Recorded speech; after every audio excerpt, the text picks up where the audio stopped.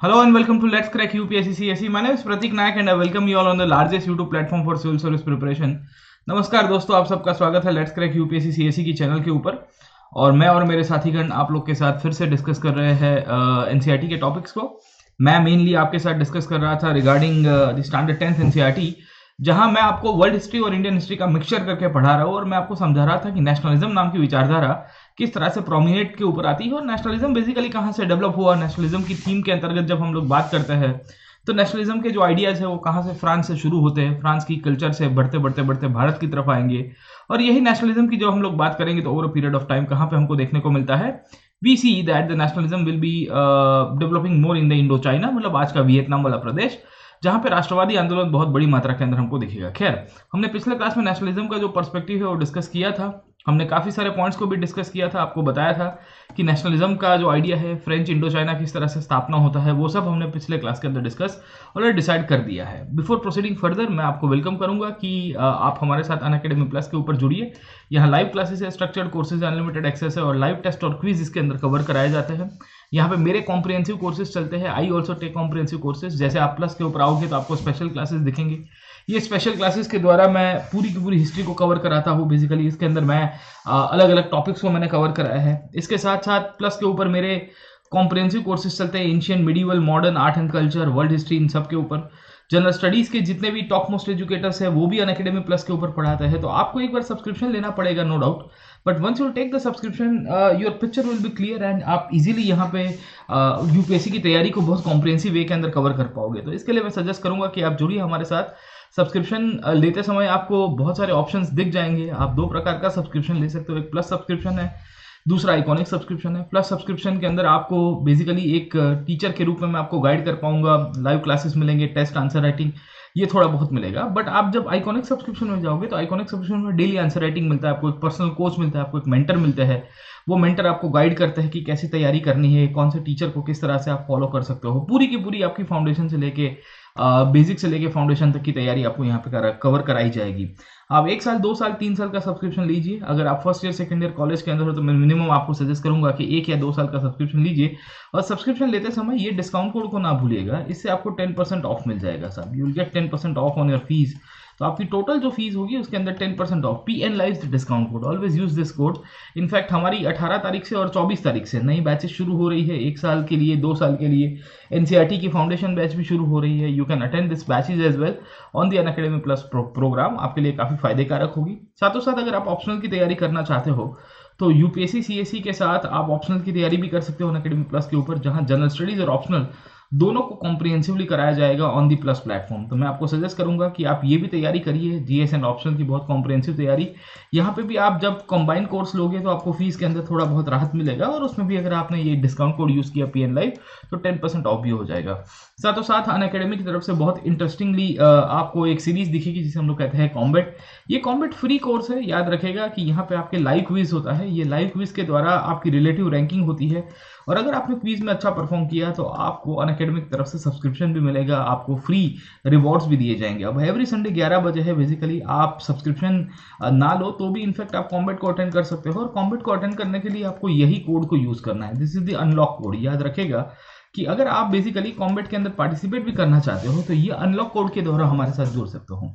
खैर, ये सब पॉइंट्स आपके फाउंडेशन थे रिगार्डिंग दी अनअकैडमी और ये आपको बेसिकली बेसिक गाइडेंस दे रहा था कि कैसे आपको अटेंड करना चाहिए अनअकैडमी के बारे में। खैर, हम लोग डिस्कस कर रहे थे हिस्ट्री ऑफ द वर्ल्ड और मैंने आपको कॉलोनाइजेशन के बारे में बताया था। पिछले क्लास के अंदर मैं आपको इंडो चाइना के बारे में बता रहा था and I discussed about the issue of Indo China. और मैंने आपको ये भी बताया था कि जब इंडो चाइना बेसिकली बनता है तो वहां पे फ्रेंच कॉलोनाइजेशन पूरी तरह से हावी हो जाता है। तो हमने पिछले क्लास में आपको ये बताया था कि कैसे फ्रेंच लोग आते हैं बेसिकली जहां पे इंडो चाइना, मतलब आज का जो वियतनाम वाला प्रदेश है, ये वियतनाम के प्रदेश को पूरी तरह से डोमिनेट करेंगे साहब, है ना। और उसके बाद क्या होता है कि एक नई प्रक्रिया चलती है जिसे हम लोग डीकोलोनाइजेशन। डीकोलोनाइजेशन का मतलब है कि आपके यहाँ पे जो कॉलोनी बनती है वो टूटेगी और उसकी जगह फिर नए नए इंडिपेंडेंट कंट्रीज की स्थापना होगी साहब, ठीक है। तो ये जो कॉलोनाइजेशन और डीकॉलोनाइजेशन की जो प्रक्रिया है, तो दी प्रोसेस ऑफ कॉलोनाइजेशन डीकॉलोनाइजेशन, ये दोनों साथों साथ चलते हैं साहब। साथों साथ क्यों चलते हैं? क्योंकि सबसे पहले ये होगा, उसके बाद धीरे धीरे धीरे देखोगे तो आप यहाँ पे डीकॉलोनाइजेशन की तरफ चले जाओगे। तो फ्रेंच की जब हम लोग बात करेंगे, तो फ्रेंच ने जब इंडो चाइना को पकड़ के रखा था, तो थोड़े समय के बाद वहां पे डीकॉलोनाइजेशन की शुरुआत हुई।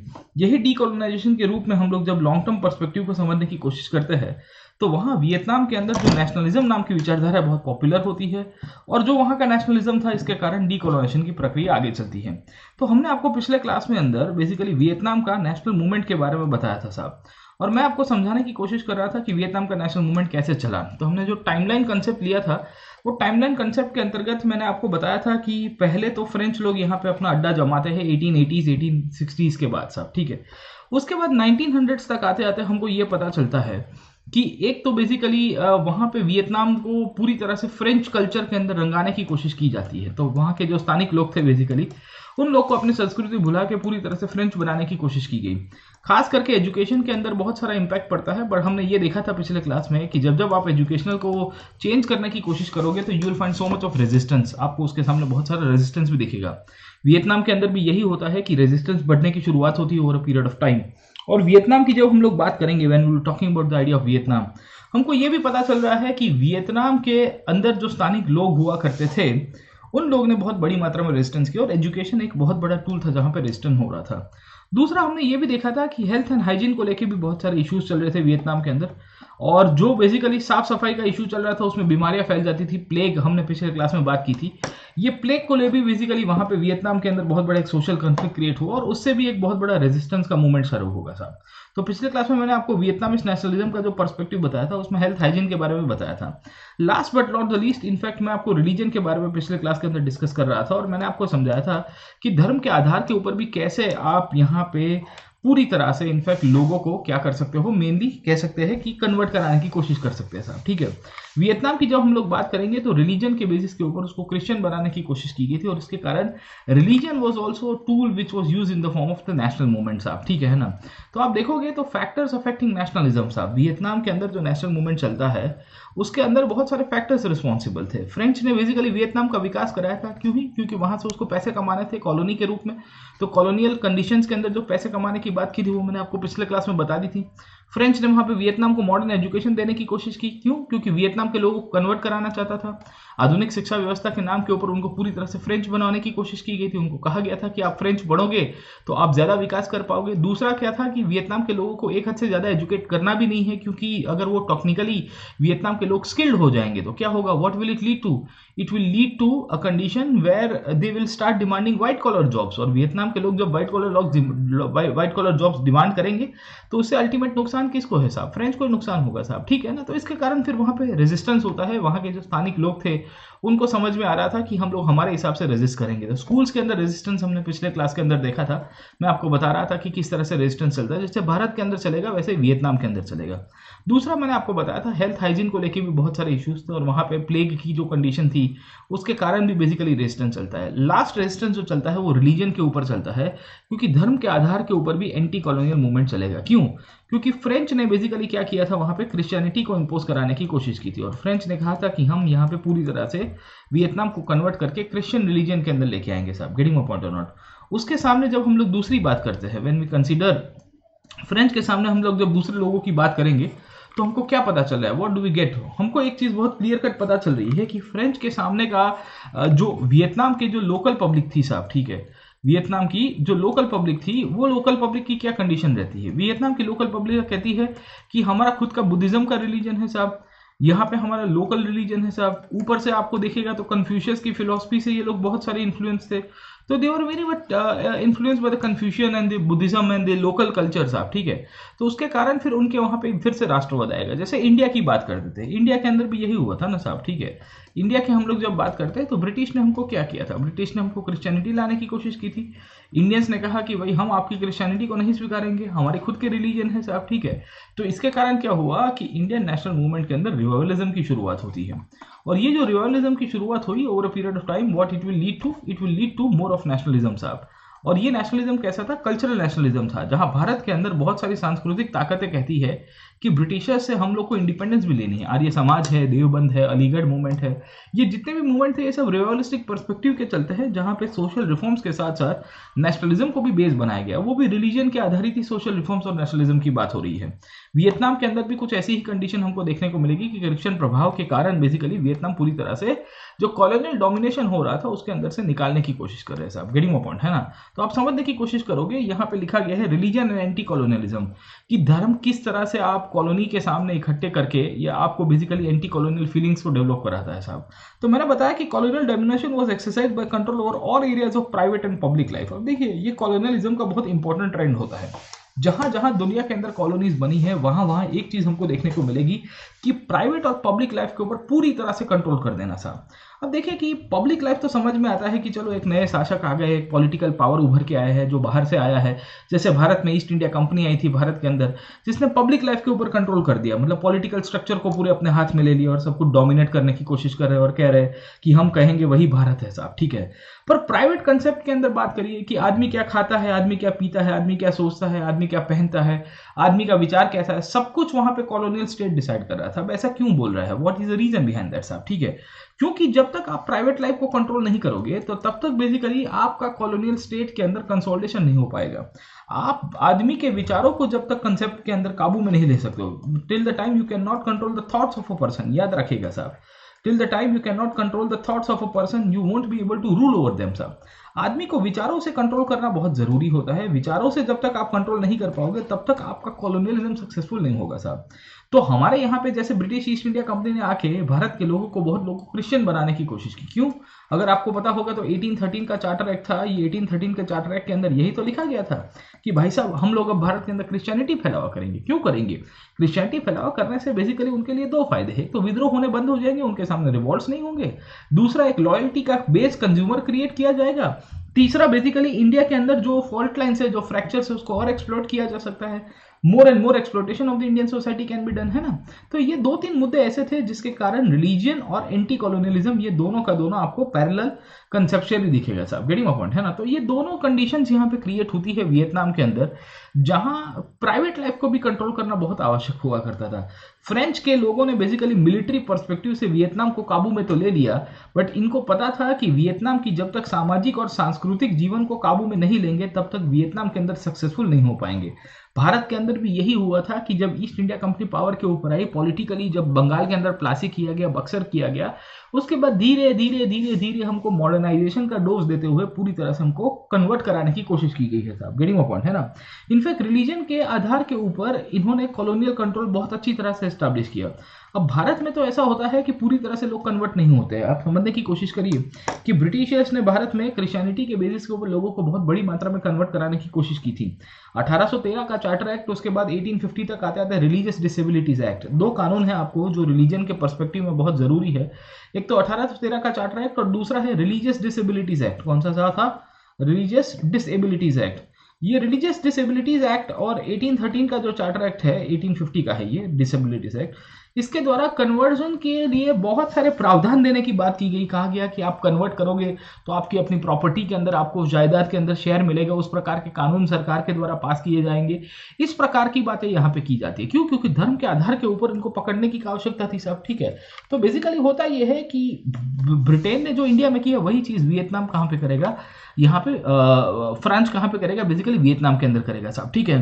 तो religion played a major important role in strengthening the social control and the colonial control. It also provided the ways of resistance. अब देखिए कि वियतनाम के स्थानिक लोगों को लग रहा था कि हमारा धर्म खतरे में है, हमारी संस्कृति खतरे में है, हमारे ऊपर ये विदेशी ताकतें आके हमारा शोषण कर रही है साहब। गेटिंग माय पॉइंट है ना। तो वियतनाम्स रिलीजियस बिलीफ और mixture of Buddhism, Confucianism and local practices. अब बेसिकली कन्फ्यूशियस कौन थे साहब, आप समझने की कोशिश करिए। यहाँ पे लिखा गया है हु वाज कन्फ्यूशियस साहब, ठीक है ना।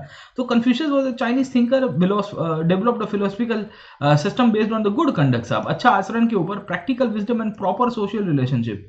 People were taught to respect their parents and submit to the elders.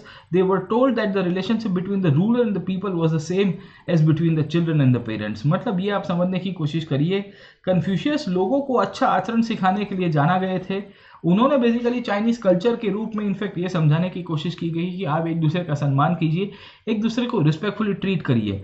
In fact relationship between the ruler and the people, मतलब राजा और लोगों के बीच में वैसा ही संबंध होना चाहिए जैसे बच्चों के बीच में और पेरेंट्स के बीच में होता है, जहां पेरेंट्स हमेशा इनफैक्ट आप देखोगे तो बच्चों को रिस्पेक्ट करने के लिए ही बात करेंगे और उनके साथ ही अच्छा बर्ताव करेंगे। साहब गेटिंग माय पॉइंट है ना। बेसिकली वियतनाम के अंदर जो लोकल पब्लिक थी वो बुद्धिज्म को भी मानती थी, कन्फ्यूजनिज्म को भी मानती थी, इनके लोकल ट्राइबल प्रैक्टिसेस थी। अब बुद्धिज्म कहाँ से आया वियतनाम के अंदर आप समझोगे तो बेसिकली इंडिया से ही आता है, और मेनली हम लोग जब देखते हैं तो ये तो आधुनिक काल था, करीबन 8वीं शताब्दी तक आते आते 7th and 8th सेंचुरी, मतलब इस समय से करीबन 1100-1200 साल पहले की बात कर रहा हूँ। By the 6th and the 7th century we do get evidences that the Vietnam के अंदर बेसिकली बुद्धिज्म और बुद्धिस्ट प्रैक्टिसेस डेवलप होनी शुरू हो गई थी। ठीक है, so Vietnam's religious beliefs were a mixture of Buddhism, Confucianism and the local practices, and during this period, ये जो समय था उस समय के दौरान ये फ्रेंच लोग ने यहाँ पे क्रिश्चियनिटी इंपोज करने की शुरुआत की साहब। ठीक है ना। So Christianity was introduced by the French missionaries, was intolerant of the easy going attitude and viewed Vietnamese tendency to revere the supernatural as something to be corrected. अब देखिए क्रिश्चियंस का क्या मानना था साहब। ठीक है, अब देखिए ये जितना भी क्रिश्चियनिटी है basically that is part of the Abrahamic religion. अब ये लोग बेसिकली एट टाइम्स अगर देखोगे तो नेचर को वर्शिप करते थे, ट्राइबल पॉपुलेशन थी। अब बुद्धिज्म में के अंदर भी देखोगे तो काफी सारे सुपर नेचुरल फोर्सेस को ये लोग वर्शिप किया करते थे। अगर आपको पता होगा तो बुद्धिज्म के अंदर एक कंसेप्ट आता है बोधिसत्व का, you might be aware about the concept of Bodhisattva. हाँ, तो बोधिसत्व बेसिकली ऐसे लोग हैं जो बुद्ध बनने के लायक है, एंड ये भविष्य के अंदर बुद्ध बनेंगे भी सही। Bodhisattvas are those people who are destined to become Buddha साहब, and because they are destined to become Buddha, ये आज नहीं तो कल बुद्ध के अवतार के रूप में आएंगे, बुद्ध के बेसिकली एक लोक के रूप में आएंगे। और जब ये बुद्ध के रूप में आएंगे, बुद्ध के अवतार के रूप में आएंगे, तो क्या दिख रहा है हमको साहब। ठीक है, इसके कारण इन लोग की मान्यताएं कुछ अलग ही हुआ करती थी कंपेयर टू क्रिश्चियनिटी, क्योंकि क्रिश्चियनिटी कहता है वन गॉड का कंसेप्ट है साहब। वो कहता है कि देयर इज वन गॉड साहब, है ना, and Jesus is the messenger of the God साहब। यीशु मसीह जो है वो एक मैसेंजर के रूप में है। तो क्रिश्चियनिटी का मानना था कि आप इस प्रकार के वर्शिप नहीं कर सकते। अब लोकल लोग है बेसिकली वहां पे ट्राइबल पॉपुलेशन रहती थी, वो बेसिकली नेचर को वर्शिप करती थी। अब नेचर के अंदर झाड़ पाना हो गए, माउंटेन्स आ गए, नदियां आ गई, है ना। जैसे भारत के अंदर भी ट्रेडिशनल रिलीजन्स तो ऐसे ही है ना। भारतीय अगर आप पूरी पद्धति को देखोगे और परंपरागत धर्मों की बात करेंगे तो वहां पे भी आपको इसी प्रकार के धर्म दिखेंगे साहब। तो क्रिश्चियनिटी के कंसेप्ट में ये था कि भाई आप इस तरह से नहीं रह सकते, आप इस तरह से नहीं चला सकते साहब। गेटिंग माय पॉइंट है ना। तो 18th सेंचुरी से हमको बहुत सारा पिक्चर दिखेगा जहां रिलीजियस मूवमेंट चालू होते हैं वियतनाम के अंदर, जहां वेस्टर्न प्रेजेंस को लेके लोगों को पसंद नहीं आ रहा था साहब। गेटिंग माय पॉइंट है ना। तो वी सी दैट जैसे भारत के अंदर क्रिश्चियनिटी बहुत जगह पे फैलने की कोशिश करेगी तो उसके कारण विद्रोह होगा, उसके कारण रिएक्शन आएगा। वैसी ही कंडीशन हमको पता चलती है कि वियतनाम के अंदर होता है। जैसे आपको पता होगा 1857 का रिवॉल्ट, भारत में 1857 की क्रांति क्यों हुई साहब, है ना। You might be aware about the revolt of 1857। अगर आपने 1857 के रिवॉल्ट के बारे में थोड़ा बहुत चीजें पढ़ी है तो आपको आइडिया होगा कि 1857 की क्रांति क्यों होती है। What was the reason behind that? The reason behind the 1857 was revolt was this only ना साहब। 1857 के अंदर वियतनाम की क्रांति, उसके पीछे का कारण ही ये था साहब। भारत की क्रांति, उसके पीछे का कारण क्या था? वो था धर्म था। क्योंकि ब्रिटिशर्स आके भारत के अंदर बेसिकली धर्मांतरण करा रहे थे, वो भारत के लोगों को पसंद नहीं आया। उसी तौर के ऊपर वियतनाम के अंदर बेसिकली जो भी फॉरेनर्स आ रहे थे, खास करके क्रिश्चियनिटी का फैलावा कर रहे थे, तो उसके कारण क्या होगा? एक विद्रोह होगा। जैसे 1857 में इंडिया के अंदर विद्रोह हुआ, उसी तौर के ऊपर अगर आप समझने की कोशिश करोगे एक विद्रोह होगा जिसे हम लोग कहते हैं स्कॉलर्स रिवोल्ट। याद रखिएगा साहब, ठीक है। ये scholars revolt basically French authority के सामने और क्रिश्चियन मिशनरीज के सामने किया गया था। खास करके अगर आप समझने की कोशिश करोगे कि उनके द्वारा किया जाता था, खास करके जो वियतनाम के राजा के कोर्ट के अंदर ऑफिशियल्स बैठे करते थे, इसके लिए उसको स्कॉलर्स रिवोल्ट कहते हैं, कि इसमें राजा के खुद मंत्रियों ने विद्रोह कर दिया था। आप देखिए कि वियतनाम का कल्चर कितना डीप रूटेड है कि वहां उनकी राजाशाही के लोग भी वहां विद्रोह करने के लिए आदी हो गए हैं। वो कहते हैं कि भाई हम लोग रिवोल्ट कर देंगे, we can not tolerate this kind of foreign domination of Christian missionaries on our culture. हमारी संस्कृति, हमारे कल्चर के ऊपर ये जो विदेशी ताकतें आके हमारे ऊपर नाच कर रही है वो हम लोग कभी नहीं स्वीकारेंगे साहब। गेटिंग माय पॉइंट है ना। तो बहुत सारी बड़ी मात्रा के अंदर ये जो कैथोलिक रिलीजन के लोग वियतनाम के अंदर आके लोगों को कन्वर्ट करा रहे थे, उसके कारण एक बहुत बड़ा विद्रोह हो गया। ये विद्रोह के अंतर्गत हमको पता चलता है कि वियतनाम के 2-3 प्रोविंसेस के अंदर भी विद्रोह होता है और बहुत बड़ी मात्रा में कैथोलिक्स को मारा भी जाता है। इनफैक्ट कैथोलिक मिशनरीज जो उस टाइम के अंदर लोगों को कन्वर्ट कराने की कोशिश कर रहे थे, उन्होंने करीबन 3 लाख से ज्यादा लोग को वियतनाम के अंदर उस दौरान कन्वर्ट कराया था। तो यू कैन इमेजिन कि how religion was used as a tool for colonialism. आपको मैं एक बहुत इंपॉर्टेंट चीजें बता देता हूँ। रिलीजन एक बहुत ही अद्भुत टूल है जो कॉलोनियलिज्म के लिए बहुत ही जाना जाता है। और कॉलोनियलिज्म की जो प्रैक्टिसेस है उसको फैलावा करने के लिए रिलीजन सबसे इफेक्टिव टूल के रूप में आपको दिखेगा। You will find religion as the most effective and the most important tool for the colonialism and the colonial practices. ये चीज याद रखेगा, क्योंकि जहां जहां आपको रिलीजन का कंसेप्ट दिखेगा साहब, वहां क्रिश्चियनिटी एक बहुत बड़ा टूल है, एक बहुत बड़ा माध्यम है साथ करके। उसमें भी आप देखोगे तो कैथोलिक क्रिश्चियनिटी साहब है ना, कैथोलिक सेक्ट है जो क्रिश्चियनिटी के अंदर, उसने ही सबसे ज्यादा प्रभाव डाला था कन्वर्ट कराने के लिए साहब, बड़ी मात्रा के अंदर साहब। गेटिंग माय पॉइंट है ना। तो जैसे भारत के अंदर हुआ, भारत में 1813 के बाद क्रिश्चियन मिशनरीज का प्रभाव बढ़ा, वैसे वियतनाम के अंदर बढ़ेगा। वियतनाम में इतनी बड़ी मात्रा में लोगों को कन्वर्ट कराया गया था, अब वहां का लोकल कल्चर खतरे में आएगा कि नहीं आएगा? तो वहां पे लोकल कल्चर में रहने वाले लोग थे, वो क्या बोलेंगे कि भाई एक्ट ऑन चॉल बे साहब है ना, हम तो विद्रोह कर देंगे, हम नहीं स्वीकारेंगे साहब, ठीक है। तो फिर later on French government I, French government ने उनको सप्रेस करने की कोशिश की, बट कहानी यहां से रुकती नहीं है साहब। देखो, French were able to suppress the 1868 revolt in Vietnam. France की सरकार जो थी वो वियतनाम के अंदर सप्रेस कर देते हैं। जैसे भारत के अंदर भी ये हुआ कि 1857 का रिवॉल्ट जब होता है इंडिया के अंदर, तो वी डू गेट एविडेंसेस कि government was able to control the 1857 revolt after a year. एक साल के बाद ये रिवॉल्ट को स्टॉप करा दिया गया था। बहुत बढ़िया बात होती है साहब, ठीक है। घुमा फिरा के कहानी आपको एक चीज मिलेगी कि फ्रांस ने वियतनाम को पूरी तरह से फिर से काबू में ले लिया था, पूरी तरह से उसका जो विद्रोह होने की शक्यता थी उसको स्टॉप करवा दिया था। अब आप समझने की कोशिश करिए कि सवाल ये था कि वियतनाम के अंदर जो कंडीशन हो रही है, वो कंडीशन में क्रिश्चियन मिशनरीज जो थे वो सक्सेसफुल नहीं हो पा रहे थे। वो क्यों नहीं हो पा रहे थे साहब, आप समझिए साहब, ठीक है। बहुत सारे एरिया के अंदर वियतनाम के अंदर कन्वर्जन होने की कोशिश हुई, पर वियतनाम का जो शासक वर्ग था, मतलब जो रूलिंग पार्टी कहते हैं, they were very much Chinese and Confucius values वाले थे साहब, ठीक है ना। तो इनकी भाषा जो थी वो चाइनीज थी, और इनको जो शिक्षण दिया गया था वो कैसा किया गया था, कन्फ्यूशियनिज्म के अंदर दिया गया था। मैंने अभी आपको कन्फ्यूशियस के बारे में बताया कि ये जो चाइना के फिलोसफर हुआ करते थे जो गुडनेस के ऊपर बात करते हैं साहब, getting my point or not, है ना। तो इसके कारण एक प्रश्न हुआ। दूसरा, अगर आप समझने की कोशिश करोगे तो रिलीजियस बिलीफ जो पीजेंट्री के अंदर हुआ करते थे, पीजेंट्री का मतलब क्या है वहां के जो किसान थे उनके अंदर थे, वहां पे भी आपको बहुत सारे सिंक्रेटिक ट्रेडिशंस दिखेंगे जो बुद्धिज्म और लोकल बिलीफ का मिक्सचर होगा साहब, ठीक है। सिंक्रेटिक का मतलब क्या होता है, basically term that aims to bring together different belief and practices साहब, ठीक है ना। तो कहानी ये है कि इरिस्पेक्टिव ऑफ देयर डिफरेंसेस ये लोग सबके सब इकट्ठे हो जाएंगे। तो वहां पे ग्रामीण एरिया के अंदर बेसिकली जो रिलीजियस प्रैक्टिसेस थी, वो रिलीजियस प्रैक्टिसेस बहुत ही सिमिलर थी लोगों के बीच में, तो उनके अंदर यूनिटी भी डेवलप होती है, और वो कहते हैं कि भाई हम एक है, हम सब लोग बेसिकली फाइट नहीं करेंगे अंदर अंदर, irrespective of whatever things are going on साहब, ठीक है। तो वहां पे बहुत सारे पॉपुलर रिलीजन हुआ करते थे, बेसिकली जो लोग कहते हैं कि हमारे पास एक गॉड की विजन है, और इसी के कारण हम लोग समझने की बात करते हैं कि वियतनाम के अंदर जो फ्रेंच सरकार थी, ये फ्रेंच सरकार के सामने आंदोलन भी होगा साहब, ठीक है। तो there were many religious who basically started the movement against the colonial rule. जैसे भारत के अंदर भी हम लोग बात करेंगे तो बहुत सारे रिलीजियस ऑर्गेनाइजेशंस बने हैं। You might be aware about the socio religious organisations in India who started a movement against the colonial rule. जैसे बेसिकली आप समझने की कोशिश करोगे तो आर्य समाज दिखेगा, या आप समझने की कोशिश करोगे देवबंद आपको दिखेगा, या आप समझने की कोशिश करोगे तो आपको एक बॉडी दिखेगी यंग बंगाल, या यंग बंगाल मूवमेंट के रूप में हम लोग उसको पहचानते हैं। उसने भी कॉलोनियल रूल के सामने विद्रोह किया था साहब, भारत के आज़ादी के आंदोलन की बात करेंगे साहब, ठीक है। तो वियतनाम के अंदर भी यही होगा कि वियतनाम के अंदर जो स्थानिक कल्चर है, स्थानिक संस्कृति के लोग हैं, स्थानिक समाज सुधारक है, वो सब के सब लोग क्या करेंगे, वो भी कहेंगे कि भाई देखो हमारी भी कुछ है, हम भी यहाँ पे कुछ कर सकते हैं साहब, गेटिंग माय पॉइंट, है ना। तो एक मूवमेंट हुआ करता था जिसका नाम था हुआ हुआ साहब, ठीक है ना, हुआ हो। तो हुआ हो करके जो मूवमेंट था ये 1939 के अंदर मैकोंग की डेल्टा के अंदर होता है। अब देखो मैकोंग जो है बेसिकली इसका मैपिंग कर देना, please do the mapping of the Mekong river साहब, ठीक है ना। ये जो नदी है इसका मैपिंग कर देना कौन से कंट्री से ये पास ऑन होती है। इनफैक्ट आपको एक करंट अफेयर्स का कंसेप्ट देके जाता हूँ, मैकोंग गंगा कोऑपरेशन, कौन सा है, मैकोंग गंगा कोऑपरेशन। ये कोऑपरेशन के बारे में भी थोड़ा याद रखिएगा। Please try to remember this Mekong Ganga cooperation. Very interesting and very important for us to understand.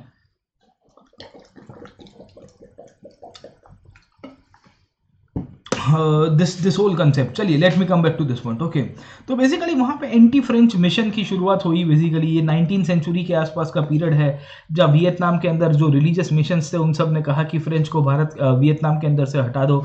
In fact ये जो हुआ हो मिशन जो हुआ करता था उसके लीडर का नाम दिया गया ह्यून फुन सो। इनका नाम याद रखने की आवश्यकता नहीं है। ये लीडर ने ऐसा कहा था कि मेरे पास मिरेकल्स इनफेक्ट करने की क्षमता है, मैं गरीबों की सेवा कर सकता हूँ। और बेसिकली उन्होंने भी क्या किया कि जो वियतनाम की फ्रेंच सरकार थी वो आड़े टेढ़े खर्चे कर रहे थे, उसके सामने उन्होंने आवाज़ उठाया।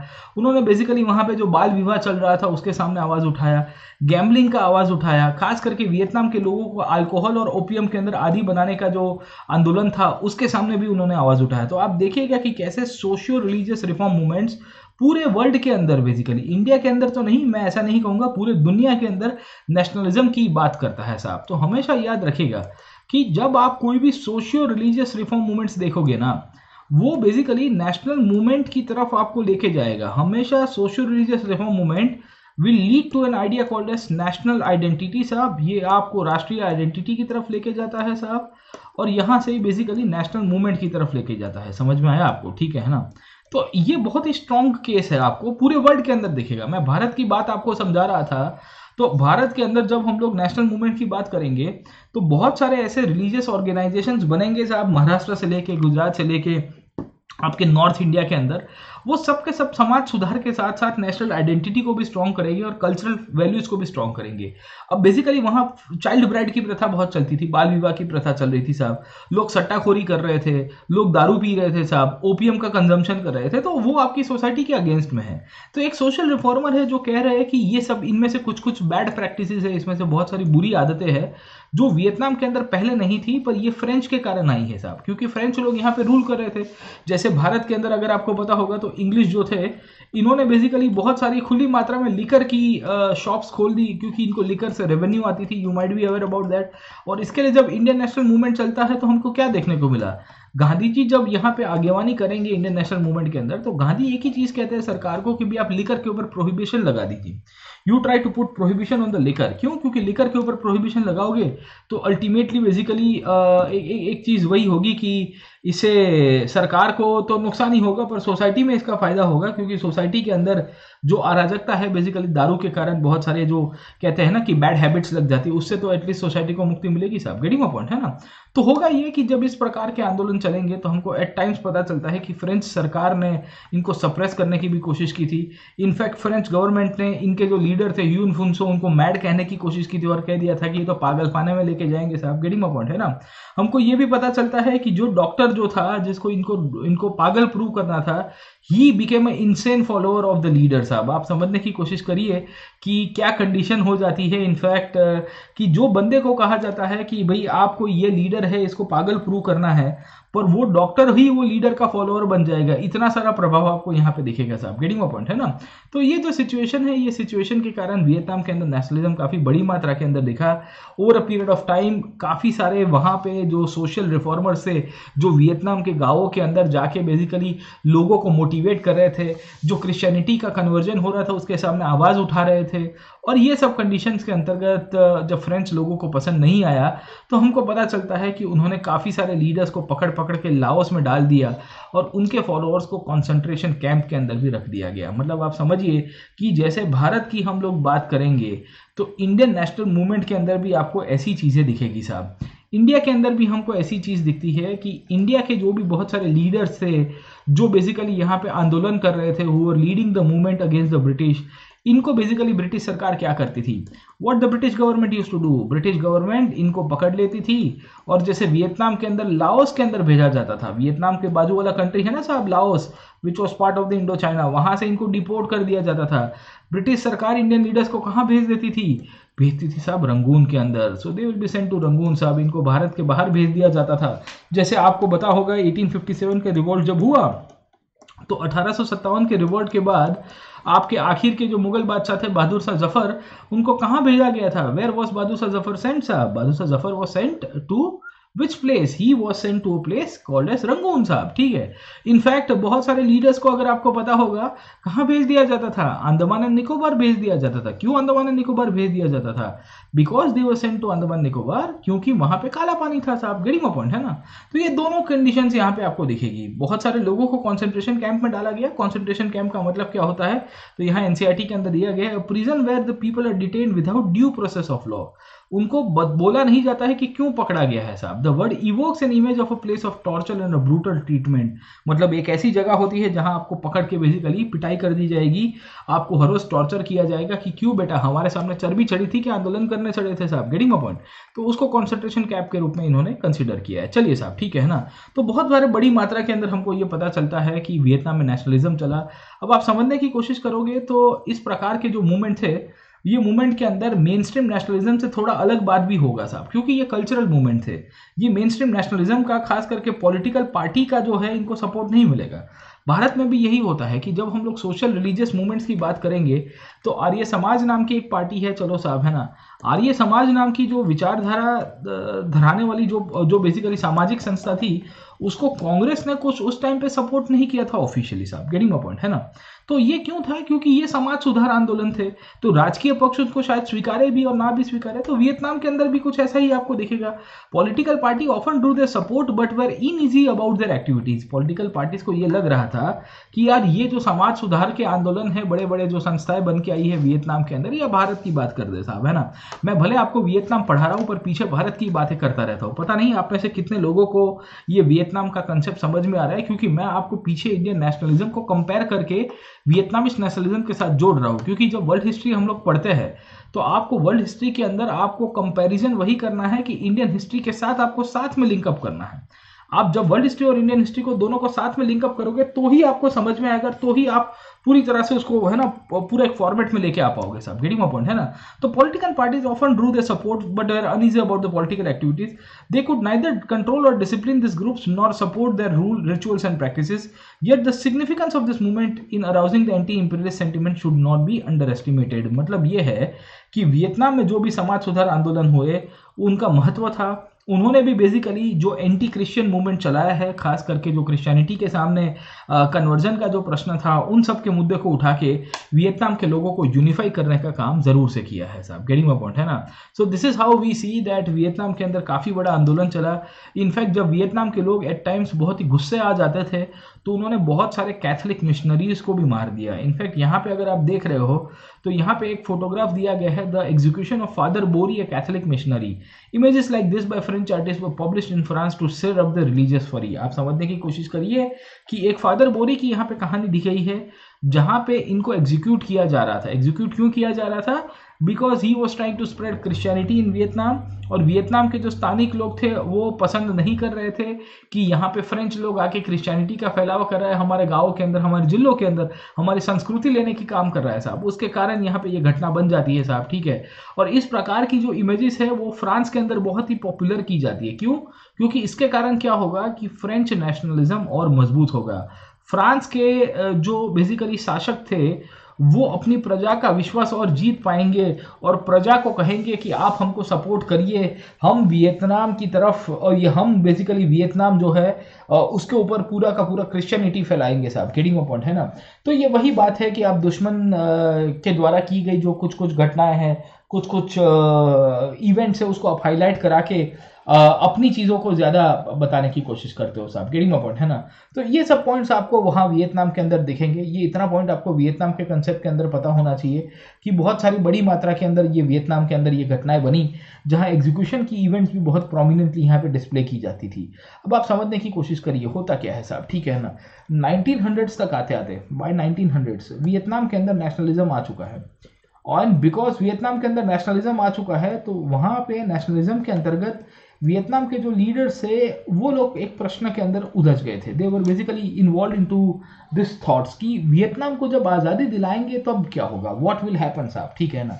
वियतनाम कैसे आधुनिक किया जा सकता है। जैसे भारत के अंदर भी आपको ये मिलता है इंडियन नेशनल मूवमेंट की जब हम लोग बात करते हैं, when we talk about the Indian national movement, हमको भी यही दिखता है कि इंडिया को कैसे हम लोग मॉडर्नाइज कर पाएंगे, इंडिया का जो मॉडर्न आइडिया है, मॉडर्न विजन है, कैसे लेके आएंगे हम लोग। बेसिकली क्या इंडियन मूवमेंट को या इंडियन कंट्री को किस तरह से आधुनिकता के रूप में लेके जा सकते हैं।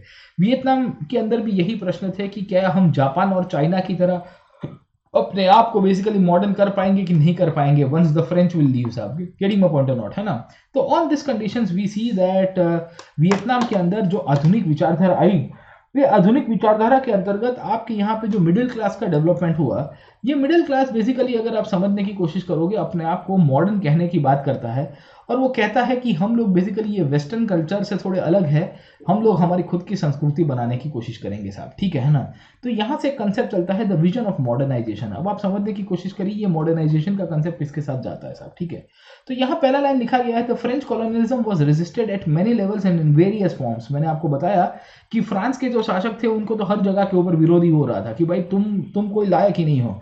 जैसे भारत की हम लोग बात करेंगे तो इंग्लिश कॉलोनियलिज्म को भी हमने पूरे भारत के अंदर अलग अलग लेवल्स के ऊपर उसका विरोध किया है। गांधी बेसिकली अलग जगह पे विरोध करते थे, कॉमन मैन, पीजेंट्स, वर्कर्स, वो अलग जगह पे विरोध करेगा।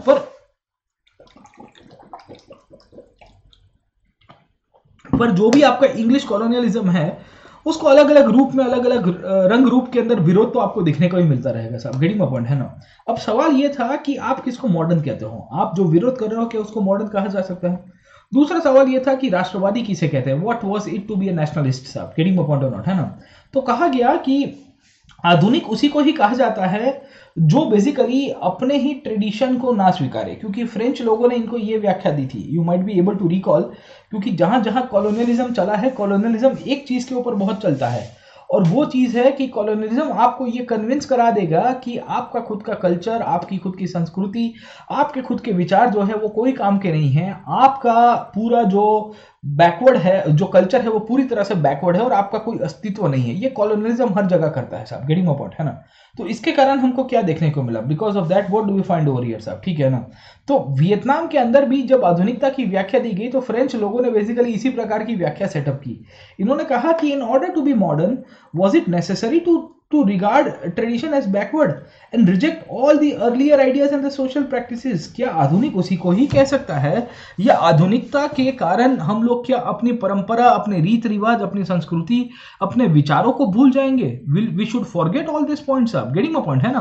तो ये पॉइंट आपको बहुत प्रोमिनेंटली दिखेगा, you will find this point in a very prominent way, जहां वियतनाम के अंदर जो मॉडर्निज्म की जो आइडिया है, ये मॉडर्निज्म की आइडिया फ्रेंच लोग ने कुछ अलग दी थी, पर वियतनाम के लोग अलग कंसेप्ट के मानते हैं।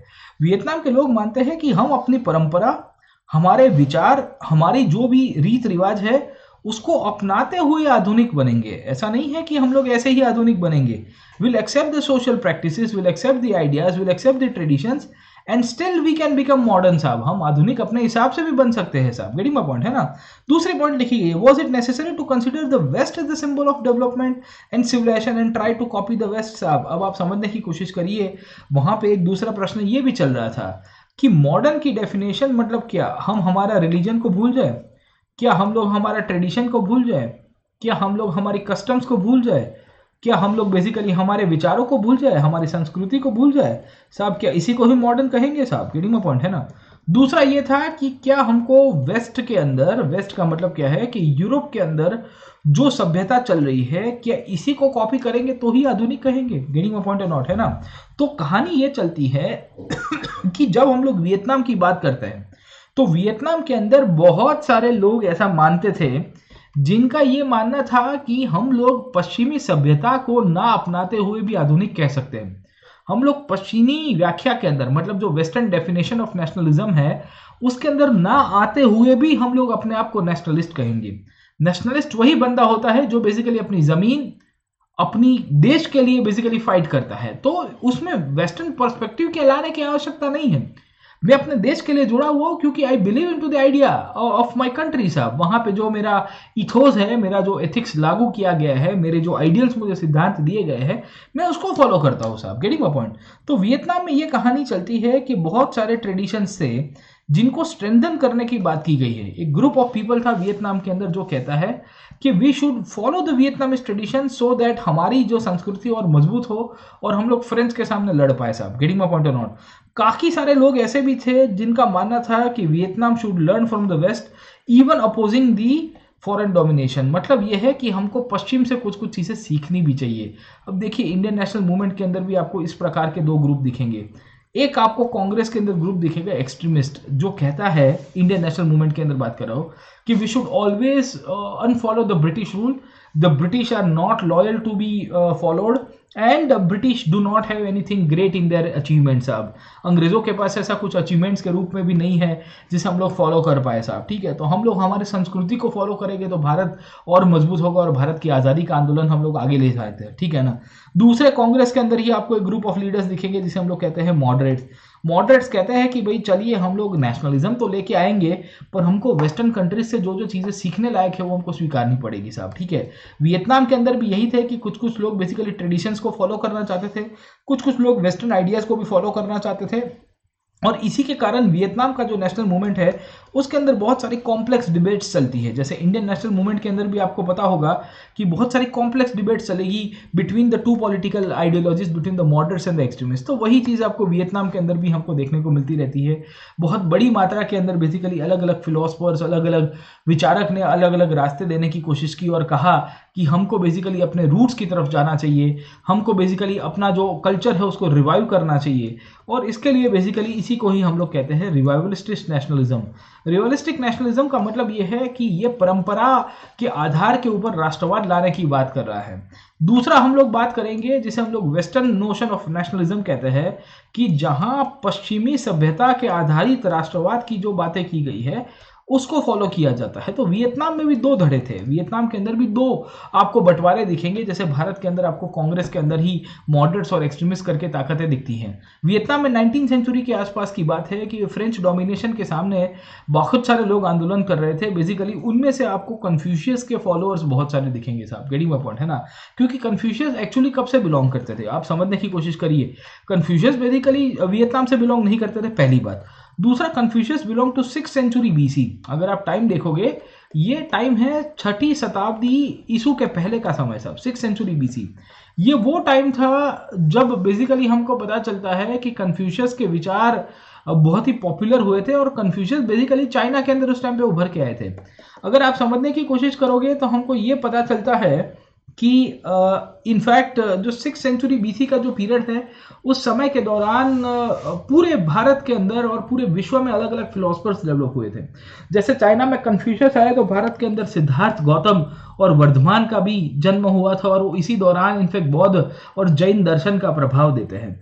उसी तौर के ऊपर अगर आप समझने की कोशिश करोगे तो आपको ग्रीक दिखेगा, ग्रीस के अंदर दिखेगा, वहाँ आपको हेरोडोटस जैसे बेसिकली थिंकर्स भी दिख जाएंगे जिन्होंने बेसिकली अपने विचार दिए थे साहब। तो we find many thinkers, many philosophers coming up at that time. अब वियतनाम के अंदर कहानी ये चलती है कि बहुत सारे लोग ये जो मॉडर्न नेशनलिज्म है उसके ऊपर ना मानते हुए उनका मानना था कि हम लोग कन्फ्यूशियस के थॉट्स के ऊपर चलते हुए अपने कल्चर को प्रोटेक्ट करते हुए बेसिकली यहाँ पे वियतनामीज नेशनलिज्म को स्ट्रॉन्ग कर सकते हैं साहब, गेटिंग माय पॉइंट है ना। तो उनमें से कन्फ्यूशियस ट्रेडिशन के एक लीडर दिखेंगे जिनका नाम था फैन ब्योई चौ, ठीक है ना। तो वो एक राष्ट्रवादी विचारधारा से जुड़े हुए थे बट वो कन्फ्यूशियस की विचारधारा के साथ ज़्यादा जुड़े हुए थे। इसके लिए उसको हम लोग कहते हैं रिवाइवलिस्टिक नेशनलिज्म। रिवाइवलिस्टिक नेशनलिज्म का मतलब क्या है कि वो बेसिकली पुरानी परंपरा के आधार के ऊपर राष्ट्रवाद की बात कर रहे हैं साहब, गेटिंग माय पॉइंट है ना। सो वी सी दैट ये जो फैन बॉय चो हुआ करते थे इन्होंने एक रिवॉल्यूशनरी सोसाइटी बना दी। क्या बना दिया? एक रिवॉल्यूशनरी सोसाइटी बना दी 1903 के आसपास के पीरियड के दौरान, जहां इन्होंने कहा कि हम कुछ तूफानी करेंगे, हम लोग फ्रेंच के सामने विद्रोह कर देंगे। अगर आपको पता होगा तो भारत के अंदर भी ऐसी बहुत सारी ताकतें थी जो यहाँ पे रिवॉल्यूशनरी बेसिस के ऊपर इनफैक्ट भारत को आज़ादी कराने की बात करती हैं। क्या आपको रिवॉल्यूशनिक नेशनलिज्म के अंदर महर्षि अरविंद के विचारों के बारे में पता है कि नहीं पता साहब? महर्षि अरविंद की जब हम लोग बात करते हैं, when we talk about Aurobindo, तो औरोबिंदो के केस के अंदर हमको क्या दिख रहा है? What do we find about the case of Aurobindo साहब, ठीक है ना। औरोबिंदो के केस के अंदर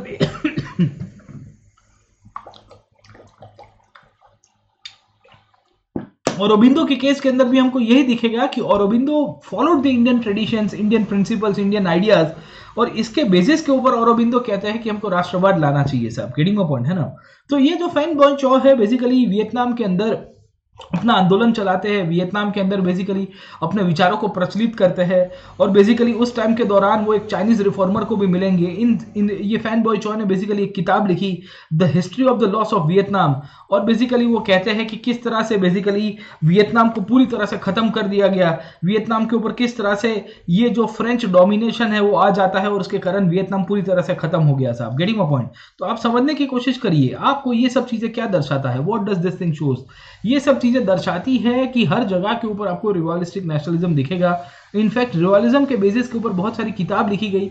ऐसी किताब आपको भारत के अंदर भी दिखेगी, औरबिंदो ने भी लिखी है साहब। औरबिंदो को छोड़ के तो आपको सचिन सान्याल करके एक लीडर दिखेंगे, इनके द्वारा बेसिकली ये किताब लिखी गई थी। अगर आपको याद होगा तो बंदी जीवन, या सावरकर का नाम ले ले हम लोग। जब हम लोग सावरकर की बात करते हैं, when we consider the name of Savarkar, तो हमको पता चलता है कि सावरकर ने भी इनफैक्ट 1857 के स्ट्रगल के ऊपर बुक लिखी थी, एंड उन्होंने कहा था कि it was known as the first war of the Indian struggle for independence साहब। तो इस प्रकार की किताबों के द्वारा हमको दो तीन चीजें दिख रही है कि ये किताब एक बहुत बेस्ट सेलर बनती है चाइना के अंदर और वियतनाम के अंदर, और बेसिकली इसके ऊपर से बहुत सारे नाटक लिखे गए, बहुत सारी ड्रामा पब्लिश की गई, और इसके कारण हमको क्या पता चल रही है, दो चीजें हमको पता चल रही है। पहला पॉइंट हमको पता चलता है बेसिकली कि एक तो ये किताब के आधार के ऊपर वहां पे वियतनाम की सार्वभौमिकता चली गई है। दूसरा पॉइंट ये है कि उनके चाइना के साथ जो संबंध है वो भी पूरी तरह से खत्म हो गए साहब। गेटिंग माय पॉइंट है ना?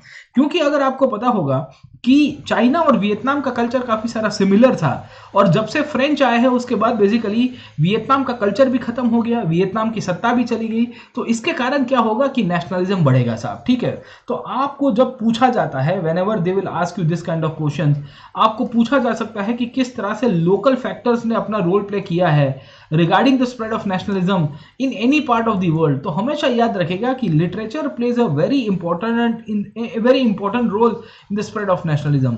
आप दुनिया के कोई भी कोने के अंदर चले जाओ, आपको बेसिकली लिटरेचर का अपना खुद का सिग्निफिकेंस दिखेगा, और ये लिटरेचर के आधार के ऊपर बेसिकली राष्ट्रवाद बहुत ही प्रचलित होगा और बहुत मजबूत मात्रा में भी हमको चलता हुआ दिखेगा। तो वही चीज हमको वियतनाम के अंदर भी हमको देखने को मिलती है।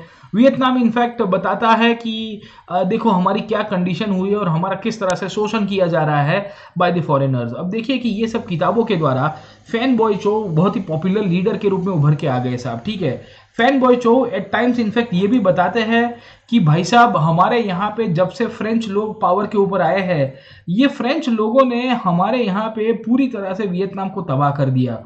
हमारा ये डबल लॉस हो गया। डबल लॉस क्यों हुआ? क्योंकि एक तो हम लोग चाइनीज कल्चर से अलग हो गए, हम लोग चाइनीज संस्कृति से पूरी तरह से हमको डिस्कार्ड कर दिया गया। दूसरा पॉइंट क्या हुआ, हमारी जो इंडिपेंडेंस थी, हमारी जो सोवरेनिटी थी, वो हमारे हाथ से चली जाती है साहब। गेटिंग माय पॉइंट है ना? तो this is one of the reasons we find कि एक ग्रुप था जो रियलिज्म के पर्सपेक्टिव के बात करता है, वो कहता है कि हमको पुरानी फ्रेंच सरकार को हटा के जो चाइनीज मेथड ऑफ गवर्नेंस है, जो पहले बेसिकली चाइना के इन्फ्लुएंस में हमारी राजाशाही की पद्धति चल रही थी, कुछ ऐसी पद्धति को हमको चलाना चाहिए और इस हिसाब से वियतनाम को आगे लेके जाना चाहिए साहब। Getting my point? एक ग्रुप आपको ऐसा दिखेगा, दूसरा ग्रुप वियतनाम के अंदर ऐसे भी थे जो फैन बॉय चो से अगेंस्ट में थे साहब। ठीक है, तो मैंने आपको बताया कि ये फैन बॉय चो बेसिकली एक ऐसी विचारधारा से बिलोंग करते हैं जिसे हम लोग एक्सट्रीमिज्म के रूप में भी पहचानेंगे, जो कहते हैं कि बेसिकली हमको पुरानी पद्धति की तरफ जाने चाहिए।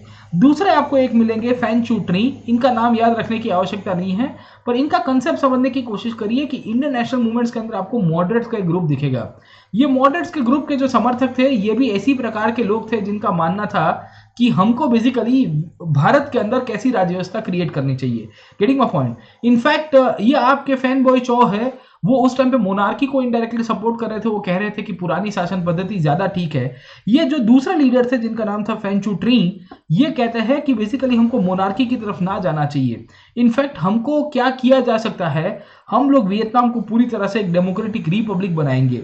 अब डेमोक्रेसी और रिपब्लिकनिज्म का कंसेप्ट कहां से आया है? डेमोक्रेसी और रिपब्लिकनिज्म का कंसेप्ट कहां से आया है?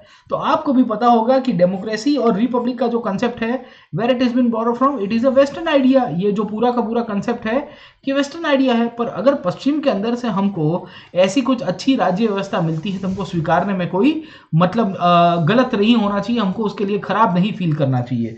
तो घुमा फिरा के आपको दो चीज दिखेगी, घुमा फिरा के आपको दो चीज दिखेगी बेसिकली। पहली चीज ये है कि वियतनाम में एक ग्रुप था जो कहता है कि हमको नेशनलिज्म लेके आनी है, पर नेशनलिज्म में हम लोग हमारा कल्चर, हमारा हिस्ट्री हमारे पास्ट की तरफ जाएंगे। दूसरा ग्रुप कहता है कि नो, हमको वेस्टर्न कंसेप्ट से भी कुछ कुछ चीजें सीखनी चाहिए, और खास करके वेस्टर्न कंसेप्ट के अंदर democracy, Republican form of governance है, उससे भी हम लोग बहुत सारी चीजें सीख सकते हैं साहब। गेटिंग माय पॉइंट है ना? तो profoundly influenced by the democratic ideals of the west, he did not want a wholesale rejection of the western civilisation. ये क्या कहते हैं फैन चू ट्री? ये कहते हैं कि यार पूरी की पूरी पश्चिमी सभ्यता को रिजेक्ट करने का कोई मतलब नहीं है। फ्रांस के अंदर से हम लोग बहुत सारी चीजें सीख सकते हैं, खास करके लिबर्टी का जो कंसेप्ट है वो हम लोग को फ्रांस से मिल सकता है। फ्रांस के अंदर डेमोक्रेसी और रिपब्लिकन फॉर्म ऑफ गवर्नेंस भी आई है, तो वो भी हम लोग कह सकते हैं साहब। इनफैक्ट इनका मानना था कि फ्रांस हमको मदद करे कि फ्रांस की जो सत्ताधीश है वो वियतनाम के अंदर एजुकेशनल इंस्टीट्यूशंस और लीगल इंस्टीट्यूशंस की डेवलपमेंट करे, एग्रीकल्चर और इंडस्ट्रीज का डेवलप करे। मतलब घुमा फिरा के आप देखोगे तो ये जो विचारधारा है इंडियन नेशनल मूवमेंट के अंदर मॉडरेट्स की हुआ करती थी। भारत की राज्य व्यवस्था की जब हम लोग बात करेंगे और ब्रिटिश एज की बात करेंगे, तो बहुत सारे मॉडरेट लीडर्स थे जो उस टाइम पे इंडियन नेशनल मूवमेंट के दौरान ब्रिटिश सरकार को बड़े बड़े लेटर्स लिख के उनको बताते थे कि हम चाहते हैं कि आप भारत का विकास करने में हमारी मदद कीजिए, हम चाहते हैं कि आप भारत का विकास, भारत का डेवलपमेंट करने के अंदर हमारे साथ रहिए। वही चीज आपको बेसिकली वियतनाम के अंदर भी दिखेगी साहब, ठीक है? तो आप देखोगे तो वियतनाम के अंदर जो नेशनलिज्म है, ये नेशनलिज्म की जो विचारधारा है बेसिकली उसमें दो प्रकार के रास्ते आए। एक तो बेसिकली रिवाइवलिस्टिक नेशनलिज्म आया, दूसरा आता है वेस्टर्न नोशन ऑफ नेशनलिज्म, जहां पश्चिमी सभ्यता से आप मोटिवेट होके भी राष्ट्रवाद लाने की कोशिश करोगे साहब। गेटिंग माय पॉइंट है ना? तो इस तरह से वियतनाम के अंदर बेसिकली दो अलग अलग विचारधाराएं चली। भारत के आजादी के आंदोलन भी आपको ऐसी दो प्रकार की विचारधाराएं दिख जाती है साहब। गेटिंग माय पॉइंट है ना? तो बहुत सारे लोग आपको इसके अंदर से दिखेंगे जो लोग वियतनाम के नेशनलिज्म को काफी पॉपुलर कराने की बात करते हैं। अब वियतनाम के दो लीडर थे, एक तो था फैन बॉय चौ और दूसरे का नाम था फैन चू ट्री।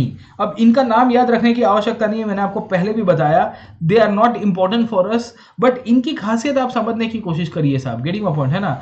ये दोनों के दोनों पहले जापान में साथ में रहा करते थे। जैसे मैं भारत की बात करूंगा तो भारत के अंदर एक्सट्रीमिस्ट और मॉडरेट्स का दो समूह था। उसमें मॉडरेट्स के अंदर आपको गोपाल कृष्ण गोखले जैसे लोग दिखेंगे जो बहुत ही प्रोमिनेंट लीडर के रूप में मॉडरेट समूह के थे। एक्सट्रीमिस्ट समूह के अंदर मैं तिलक की बात करूंगा। ये दोनों भी बेसिकली एक टाइम के अंदर डेक्कन एजुकेशन सोसाइटी और महाराष्ट्र के अंदर सोशल रिफॉर्म्स के अंदर दोनों साथ में ही आंदोलन किया करते थे। तो वियतनाम के अंदर भी आपको वैसे बहुत सारे लीडर्स दिख जाएंगे जो बेसिकली एक्सट्रीमिज्म और मॉडरेट्स का अपना जो आइडिया है, अपना जो विचार है, उसको और प्रचलित कराने की भी कोशिश करते हैं साहब। गेटिंग माय पॉइंट है ना? अब आप समझने की कोशिश करिए, ये फैन बॉय चू और फैन चू ट्री करके ये दोनों के दोनों नाम हमारे लिए इंपॉर्टेंट है, क्योंकि इन दोनों ने बेसिकली डिस्कशंस किए थे और इन्होंने डिस्कशंस करने के बाद डिसाइड किया था कि देखो, हम लोग के जो ओपिनियन है एक दूसरे के सामने ऑपोजिट है साहब। We are diametrically opposite to each other साहब, ठीक है? Why diametrically opposite? क्योंकि एक बंदा कहता है कि हमको मोनार्की को ओवरथ्रो कर देना चाहिए और क्रांति कर देनी चाहिए, दूसरा बंदा कहता है कि नहीं साहब, हमको मोनार्की का उपयोग करके बेसिकली धीरे धीरे धीरे ट्रांजिशन की तरफ जाना चाहिए।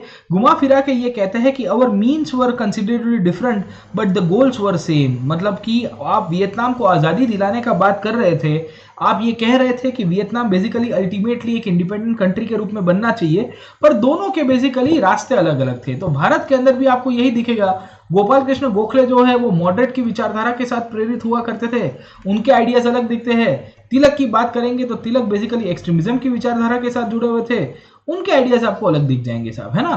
तो ये दोनों कंसेप्ट, दोनों पर्सपेक्टिव आपको पता होने चाहिए, जिसके द्वारा आपको ये नेशनलिज्म की विचारधारा वियतनाम के अंदर बहुत बड़ी मात्रा के अंदर चलती है। अब आप समझने की कोशिश करिए कि वियतनाम के अंदर नेशनलिज्म सबसे ज्यादा मोटिवेट हुआ, उसके कारण बहुत सारे आउटसाइड फैक्टर्स रिस्पॉन्सिबल थे। आउटसाइड फैक्टर्स का मतलब यह है कि वियतनाम के बाजू के दो बड़े बड़े पावर से, एक तो था चाइना, दूसरा था जापान, इनके द्वारा भी वियतनाम के अंदर नेशनलिज्म बहुत बड़ी मात्रा में आएगा। अब आप समझने की कोशिश करिए कि जापान और चाइना के अंदर से वियतनाम के अंदर राष्ट्रवाद कैसे आया साहब। गेटिंग माय पॉइंट है ना? तो कहानी यह है कि because of the geographical proximity, इनकी ज्योग्राफिकल प्रॉक्सिमिटी है ये सब प्रदेशों के साथ। पहला पॉइंट तो आपको ये समझ में आता होगा। दूसरा पॉइंट अगर आप समझने की कोशिश करोगे तो हमको ये भी पता चलता है कि ये वो पीरियड है, हमको समझ में आता है कि ये वो पीरियड है जहां पे चाइना का कल्चरल इन्फ्लुएंस भी इनके ऊपर था साहब। China already had cultural influence over Vietnam. तो मैंने आपको बताया कि इन सब चीजों के कारण क्या हो रहा था कि वियतनाम के बहुत सारे नेशनलिस्ट लीडर्स थे जो जापान और चाइना की तरफ देख रहे थे कि यार यहाँ के लोगों का जैसे विकास हुआ है वैसा विकास हमारा भी होना चाहिए साहब। गेटिंग माय पॉइंट है ना। So there were a group of Vietnamese nationalist toward close relations with the Japan and China. They provided models for looking to the change a refuge to those who were escaping from the French police and a location where a wide Asian network for revolutionaries could be established. आप समझने की कोशिश करिए कि Vietnam के क्रांतिकारियों को आश्रय दिया जाता था जापान और चाइना के अंदर। वियतनाम के अंदर जो जो लोग बेसिकली हंगामा करके भाग रहे हैं, जहां फ्रांस की सरकार उनको पीछे पड़ गई है, उनको जापान और चाइना मदद करता था कि बेटा आ जा यहाँ पे छुप जा, हम तुमको मदद करेंगे। भारत की भी बात करेंगे तो जापान उस टाइम पे मदद कर रहा होता है भारत के लोगों को भी। इनफैक्ट आपको पता चलता है कि रास बिहारी बोस करके आपको एक इंडियन दिखेंगे साहब, क्रांतिकारी हुआ करते थे, याद रखेगा इनका नाम साहब, ठीक है। रास Bihari Bose was one such revolutionary person जिन्होंने बहुत बड़ी मात्रा के अंदर विद्रोह पार्टिसिपेट किया था, खास करके पहले अनुशीलन समितियों के द्वारा। And over a period of time उन्होंने गदर किया, और गदर के अंदर 1915 में फिर जब हंगामा बड़ा हुआ और सरकार ने उनके ऊपर धौंस बढ़ा दी तो वो जापान जाके छुप गए थे साहब, है ना। तो जापान एक बेसिकली आइडिया के अंदर मानता था, वो था एशिया फॉर एशियाटिक्स का आइडिया साहब, ठीक है। वियतनाम के अंदर भी ये आइडिया बहुत पॉपुलर हुआ है। एशिया फॉर एशियाटिक्स का मतलब क्या है कि एशिया एक ऐसा प्रदेश है जहां खाली और खाली क्या कह सकते हैं कि एशियाटिक लोगों को ही रहने की अनुमति होनी चाहिए। मतलब ये जो बाहर के लोग आके यहाँ एशिया में पूरा तांडव मचा रहे हैं, अपना राज कर रहे हैं, वो नहीं होना चाहिए साहब। गेटिंग माय पॉइंट है ना। तो इसके कारण जैसे इंडिया के अंदर रास बिहारी बोस आए, ये रास बिहारी बोस इंडिया से जापान में चले गए। ये वियतनाम तो उनसे बहुत नजदीक हुआ करता था, बिकॉज वियतनाम इनसे बहुत नजदीक था, तो बहुत बड़ी मात्रा के अंदर लोग आपको यहाँ से ये ईस्टर्न कंट्रीज के अंदर जाएंगे। तो बेसिकली वहां पे एक आंदोलन चलता है जिसे हम लोग कहते हैं गो ईस्ट मूवमेंट। गो ईस्ट मूवमेंट का मतलब क्या है बेसिकली कि वियतनाम के बहुत सारे लोग पूर्व की तरफ जाने की कोशिश करेंगे। मैंने आपको कल के क्लास के अंदर वियतनाम का मैप भी बताया था, if you are able to recall, we had discussed the map of Vietnam. और मैं बता रहा था कि अगर आप ये मैप की बात करेंगे, if you will see the map of Vietnam साहब, ठीक है ना, ये मैप में आप इस साइड चले जाइए, you go to this side साहब, ठीक है ना, तो क्या आएगा आपको, ठीक है, डायरेक्टली से आपको जापानी दिखेगा साहब, ठीक है ना। ऊपर की साइड में जाओगे, ये क्या आता है साहब, दिस इज चाइना साहब, ठीक है ना। ये क्या है, चाइना है, ये भी चाइना ही है साहब, दिस इज ऑल चाइना साहब, ठीक है ना। तो क्या हुआ कि बहुत सारे लोग उस टाइम पे चाइना और जापान के साथ कनेक्टेड थे, तो उन्होंने डिसाइड किया कि it's better to send our children to Japan and China, और वहां पे जाके कुछ कर पाए। जापान और चाइना की सरकार भी उस टाइम पे काफी राष्ट्रवाद को प्रेरित थी, वो कहती है कि कोई बात नहीं, हम तुम्हारी मदद करेंगे, आप आ जाओ, अपने बच्चों को भेजिए साहब, ठीक है। तो करीबन 300 से ज्यादा वियतनामीज बच्चे जापान जाते हैं वहां पे शिक्षा लेने के लिए, मॉडर्न एजुकेशन अचीव करते हैं साहब, ठीक है। क्योंकि वियतनाम के अंदर तो फ्रेंच गवर्नमेंट कैसी शिक्षण दिया करती थी, मैंने आपको बताया था कि कॉलोनियल एजुकेशन हमेशा एक्सप्लॉटेटिव होता है। कॉलोनियल एजुकेशन की सिस्टम की खासियत ही होती है कि वहां पे आपका शोषण ज्यादा होगा और आपको पढ़ाया कम जाएगा, और पढ़ोगे तो भी नौकरी तो मिलेगी नहीं क्योंकि आप फेल किया जाओगे। आपको बेसिकली एक हद से ज्यादा डिग्री ना मिले, आपको एक हद से ज्यादा एजुकेशन ना मिले, उसका भी बहुत बड़ी मात्रा के अंदर ध्यान रखा जाएगा साहब। गेटिंग माय पॉइंट है ना। तो कहानी ये चलती है कि बहुत सारे लोग जापान की तरफ जाते हैं साहब, ठीक है। वो क्यों जाते हैं, क्योंकि उनका ऑब्जेक्टिव यही था कि फ्रेंच लोगों को वियतनाम से भगा दिया जाए। वियतनाम ने बेसिकली जो एक राजा की मदद से यहाँ पे वियतनाम के ऊपर सत्ता, फ्रेंच ने बेसिकली वियतनाम के अंदर एक पपेट राजा की मदद से बेसिकली जो सत्ता कब्जे रखी है उसको हटा दिया जाए, और वियतनाम की जो पुरानी डायनेस्टी है जिसका नाम क्या है, न्यूगियन डायनेस्टी साहब, है ना। मैंने आपको बताया था कि this was the old dynasty of Vietnam, इसको टॉपल करके बेसिकली फ्रेंच लोगों ने पावर कैप्चर किया था। अगर आपको पहला क्लास याद हो, फर्स्ट क्लास याद होगा, तो आपको मैंने ये न्यूगियन डायनेस्टी के बारे में बताया था जो 1802 के अंदर बनती है साहब। 1867 1887 तक आते आते ये जो न्यूगियन डायनेस्टी है इसको ओवरथ्रो कर दिया जाता है बाय द फ्रेंच। और फ्रेंच लोगों ने क्या किया कि एक पपेट राजा को बिठा दिया और कहा कि कल से तू राजा, पर हम बोलेंगे उस हिसाब से तुमको करना है साहब, ठीक है। तो राजा का बाजा बज गया था, ऐसी कंडीशन हो गई थी, ठीक है। तो वियतनाम के अंदर जब कॉलोनियल मूवमेंट चलता है, लोग मोटिवेट हुए, लोगों ने कहा कि हम आंदोलन करेंगे, हम इस प्रकार के अन्याय को नहीं सहेंगे। तो इनका बेसिकली टारगेट ये था कि हम लोग बाहर से मदद ले, बाहर से बंदूक ले, बाहर से बेसिकली हथियार ले, और फिर वियतनाम के अंदर आके विद्रोह कर दे, जैसे रास बिहारी बोस ने ये किया है। या इसी के समय पे फॉरेन हेल्प और फॉरेन आर्म्स की बात करेंगे तो आपको एक इंडियन नेशनलिस्ट दिखेंगे, वीरेंद्रनाथ चट्टोपाध्याय। वीरेंद्रनाथ चट्टोपाध्याय का इंपॉर्टेंस भी इसी के साथ जुड़ा हुआ है। जब वीरेंद्रनाथ चट्टोपाध्याय बेसिकली बात करेंगे regarding the development of the Indian nationalism and the revolutionary activities based in Germany, वो जर्मनी के अंदर बैठ के विद्रोह करने का प्लान कर रहे हैं साहब, ठीक है। वियतनाम के लोग भी कहते हैं, जापानीज को कहते हैं कि देखो आप भी एशियन हैं, हम भी एशियन हैं, और आपने जिस तरह से वेस्टर्न कॉलोनाइजेशन का विरोध किया है, आपने जिस तरह से वेस्टर्न कॉलोनाइजेशन को रेजिस्ट किया है, हम भी आपको सपोर्ट करेंगे, आप हमको सपोर्ट कीजिए साहब, ठीक है ना। तो जापान आधुनिक बन चुका था बाय दैट टाइम। 1907 के अंदर जापान ने रशिया के ऊपर बेसिकली अपनी जीत हासिल की थी। अगर आपको जानकारी होगी तो एक युद्ध होता है जिसे हम लोग कहते हैं रूसो जापान वॉर। ये रूसो जापान वॉर के बाद जापान जो था वो रशिया के ऊपर जीत जाएगा, और जापान ने ये चीज पूरी दुनिया के अंदर डंका बजा के कह दी थी कि बेटा हमसे जो टकराओगे तो चूर चूर हो जाओगे साहब, ठीक है। आप हमारे सामने लड़ने की कोशिश करोगे तो आपको धुआं धुआं कर देंगे साहब, है ना। तो ये जो सिचुएशन यहाँ पे क्रिएट हुई है साहब वियतनाम के अंदर, जहां हमको समझ में आ रहा है कि वियतनामीस लोग जो थे वो जापान को एक मॉडल स्टेट के रूप में मानते थे। उनका मानना था कि अगर जापान बेसिकली रशिया को हरा सकता है, जापान ने बड़े बड़े यूरोपियन फोर्सेस को रेजिस्ट करते हुए कॉलोनी के रूप में कन्वर्ट नहीं कराया है अपने आप को, तो वियतनाम के अंदर भी हमको तूफानी कर सकते हैं। खाली हमको जापान की मदद मिल जाए तो बहुत ठीक रहेगा साहब, ठीक है ना। तो इसके लिए there were many people who were trying to take the help of Japan. अब देखिए कि आप फॉरेन पावर्स को हटाने के लिए विदेशों की मदद लेते हैं। भारत की बात करेंगे तो आखिर के अंदर जापान की मदद लेने वाले आपको एक बहुत ही वीर दिखेंगे जिनका नाम था Netaji Subhash Chandra Bose. In fact Netaji Subhash Chandra Bose was also the leader जिन्होंने इनफैक्ट जापान की मदद से भारत को आज़ादी दिलाने की कोशिश की थी। तो हर बार आपको दिखेगा वियतनाम के अंदर, तो आपको बहुत प्रोमिनेंट मात्रा के अंदर हमको ये देखने को मिलता रहता है कि जहां लोग चाहते थे कि जापानी हमको मदद करे और जापानियों की मदद से हम लोग वियतनाम को इंडिपेंडेंट करा पाए साहब, गेटिंग माय पॉइंट, है ना। तो होता यह है कि इनिशियली बहुत सारे वियतनाम के लोग जापान में जाएंगे और वो लोग बेसिकली वहां पे एक रिस्टोरेशन सोसाइटी की स्थापना करते हैं, पर जापान की सरकार को पसंद नहीं आया कि वियतनाम के क्रांतिकारी जापान का जमीन का उपयोग करके अपने देश को आजादी दिलाने की बात कर रहा है। तो उसके बाद होता यह है कि जापान की जो सरकार थी उनके ऊपर क्लैंप डाउन करती है। 1908 तक आते आते बेसिकली वियतनाम का जो राष्ट्रवादी आंदोलन है थोड़ा कमजोर हो गया, इंक्लूडिंग बहुत सारे बड़े बड़े इनफैक्ट आपके रिवॉल्यूशनरी लीडर थे। फैन बॉय चाओ मैंने आपको बताया, जिन्होंने रिवॉल्यूशनरी सोसाइटी की स्थापना की थी, उनको जापान की सरकार ने वापस भेज दिया और फिर वहां से वो चाइना और थाईलैंड की तरफ चले गए कि तौबा तौबा, अगर वियतनाम में वापस आएंगे तो फ्रेंच सरकार और फ्रेंच पुलिस वाले हमको पकड़ लेंगे, हमारी पिटाई कर देगी साहब। अब वियतनाम के लोग रास्ता ढूंढ रहे हैं कि यार हमको कौन मोटिवेट करेगा, हम लोग को कौन हेल्प करेगा, हमारी कोई मदद करने वाली ऐसी कोई ताकत है कि नहीं है। वियतनाम के लोग विचार कर रहे थे, उतने में ही उनको दिखा चाइना। अब देखो चाइना के अंदर की कहानी क्या है, what is the story of China साहब, ठीक है।